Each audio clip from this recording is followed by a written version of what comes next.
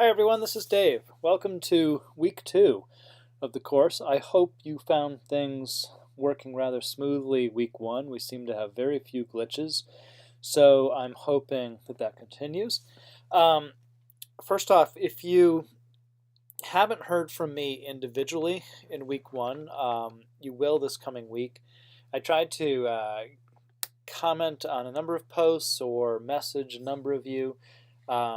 So I know there's a few folks who I haven't talked to yet, but I will very early this week. So let's take a look at week 2 and the work that we'll be doing. We started week 1 really by talking about what writing really is and looking at some various examples, having some conversations about what it means to write, a few things like that, and kind of got the groundwork going. Week 2 jumps in a little more to some of the work of the course. And so this course does two things.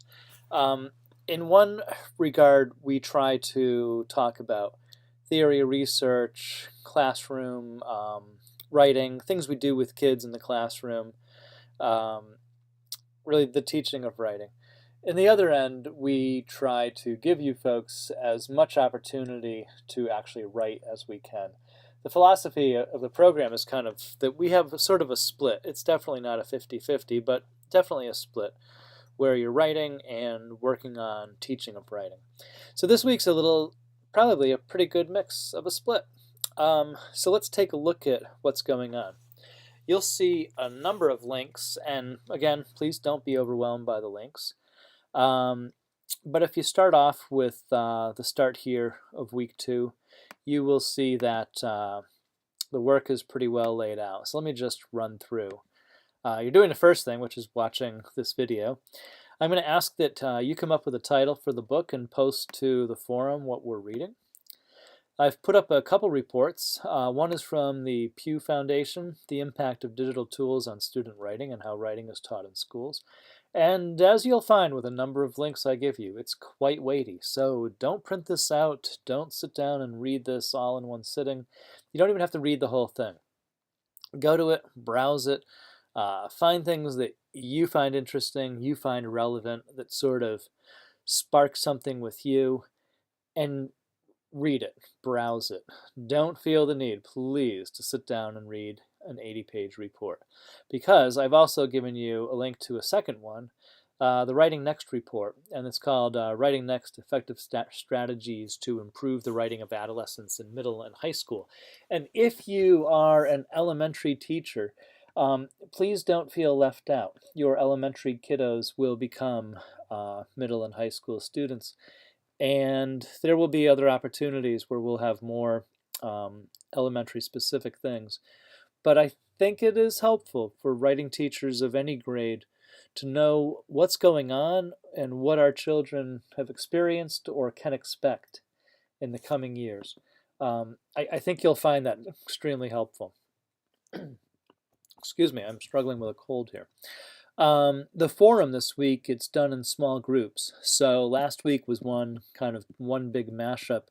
This week I've grouped you, and I've done it rather randomly to some degree, with a few other folks to have some conversations about what you've read, and especially how what you read connects to what you see and experience in schools.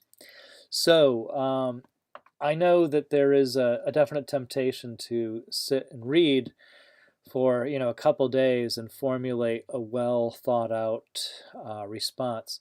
But it is a conversation. So if you can take a look at these links pretty early in the week, make some kind of a comment, start this conversation rolling, get back, explore those links a little more, and keep talking through the week, that works a lot better than one big post. Remember, it's a conversation, so you might post something and it's helpful to come back in a day and see what people said about your post or what I said about your post. Either way, sometimes there's questions, sometimes the conversation just develops, and it's a shame to miss out on that. I've given the requirements for the multi-genre project, which is kind of the first really big thing. And I've also linked a number of examples of projects. I think the ones from Colorado are especially helpful. So you'll find those on the site. Uh, I provided a list of potential genre, but there's so many things you can do. It's like impossible to come up with the exhaustive list. So really, play with ideas. There will be a forum for multi-genre ideas. You don't have to post to that. It's purely an optional thing, but sometimes it's helpful to talk. I've given a few links to look at. I really love Lost Generation. A couple examples of flash fiction, and selections from This I Believe, which is, you'll see it's sort of, there's one cool one right here. It's called Be Cool to the Pizza Delivery Dude, one of my favorites. Anyway, the first really piece of writing is a component of the multi-genre, and it's the This I Believe. This I Believe is simply a kind of a credo, or a short essay about what you believe in. The multi-genre is designed to be autobiographical, but short of a 500-page book, you can't really do a full autobiography in a multi-genre. You had to pick some facet of yourself to focus on. Anyway, This I Believe is one component, and it can be a great way to start your multi-genre because it lets you really focus things down. You might believe in 100 things, but there might be one belief that really drives you, and that belief could become the basis for this whole multi-genre project. One thing you'll see in multi-genre projects is that they are coherent, they're cohesive. They come together. They're not just random pieces. They're every piece feeds something else. The really cool ones I've seen from students were ones that it fell apart if you took one piece out. Every single thing connected. So really think about that. Explore some of those. See what you can come up with. But the thing to start writing is This I Believe. The way you present it is totally your call. It can be a written essay piece. It could be something using images. It could be audio. Just about anything works. But do take a look at the website. Take a look at the guidelines. Join this optional forum I put up if you want some feedback. And definitely ask a question if you're at all unclear. We're going to share what I'd call refined drafts starting next week, starting next Tuesday. A refined draft is certainly not a rough draft. It's not something you just did and still have a long ways to go, but it's something you've spent time on. So this week, if I don't see you in the course for a bit, I'm assuming folks are kind of hunkered down and writing these things. So hopefully you have a good week and plenty of time to work on that. I do ask that you post one question to the forum. That's kind of just to make sure you know how it works, and maybe you've got that question that you just haven't asked yet. So do please post a question in there. It'll give me some practice in responding. And message someone else in the class. We're going to do a lot of work with our own writing, things that we hold very dear and close to ourselves, and I'm going to ask that you get feedback from other people. So this is sort of like the little coffee hour we'll do with this little message thing.